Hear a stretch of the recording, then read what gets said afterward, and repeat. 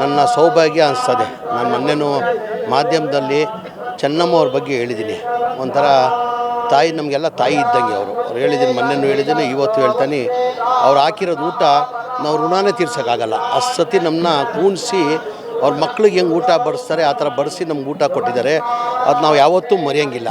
ಆ ಕಾರಣಕ್ಕೆ ನಂದು ಇವತ್ತು ಸೌಭಾಗ್ಯ, ನಮ್ಮ ಕೊನೆ ಅಂತಿಮ ದರ್ಶನ ಪಡೆಯೋಕ್ಕೆ ನನ್ನ ಅವಕಾಶ ದೇವ್ರು ಕೊಟ್ಟೋಣಂತ ಆ ದೇವರಿಗೆ ಧನ್ಯವಾದಗಳು ಸಲ್ಲಿಸೋಕೆ ಬಯಸ್ತೀನಿ. ಹೇಳ್ದಲ್ಲ, 2004 ಮೊದಲೇ ಚುನಾವಣೆ ನಾನು ಜಯನಗರಲ್ಲಿ ನಿಂತಿದ್ದೆ. ನಾನು ರಾಮಲಿಂಗಾರೆಡ್ಡಿ ಮೇಲೆ ಸೋತಾದ್ಮೇಲೆ ಸನ್ಮಾನ್ಯ ದೇವೇಗೌಡರಿಗೆ ಭೇಟಿ ಮಾಡೋಕ್ಕೆ ಹೋಗಿದ್ದೆ. ಆವಾಗ ಅಮ್ಮ ಅವ್ರು ಬಂದುಬಿಟ್ಟು ನನ್ನ ಕೈ ಹಿಡ್ಕೊಂಡು ರೂಮಲ್ಲಿ ಕರ್ಕೊಂಡೋಗಿ, ನೀನು ಧೈರ್ಯವಾಗಿರೋ, ನೀನು ಮುಂದೆ ಭಾಳ ಎತ್ತರದಲ್ಲಿ ಬೆಳಿತೀಯಾ, ಗೆಲ್ಲು ಸೋಲು ರಾಜಕೀಯದಲ್ಲಿ ಇದ್ದೇ ಇರ್ತದೆ ಅಂತೇಳ್ಬಿಟ್ಟು ನನ್ನ ಎತ್ತಿ ತಿಂಡಿ ಕೊಟ್ಟು ಅವತ್ತು ಕಳಿಸಿದ್ದಾರೆ. ನಾನು ಯಾವಾಗ ಮನೆಗೆ ಹೋಗಿದ್ದೀನಿ, ನಾನಂತ ಇಲ್ಲ, ಯಾರನ್ನ ಹೋಗಿ ನೀವು ಹೋಗಿದ್ರು ಅಷ್ಟೇ. ನಾನು ಅವರು ಜನತಾ ಪಕ್ಷ, ಕಾಂಗ್ರೆಸ್ ಪಕ್ಷ, BJP ಅಂತ ನೋಡಿಲ್ಲ, ಯಾರನ್ನ ಹೋಗಲಿ ಅವರು. ನನ್ನ ಅನಿಸಿಕೆ, ಅವ್ರು ಯಾರು ಹೋಗಿದ್ದಾರೋ ಅವ್ರ ಕೈಯಲ್ಲಿ ಊಟ ತಿಂದವ್ರು ಯಾರೂ ಇಲ್ಲ.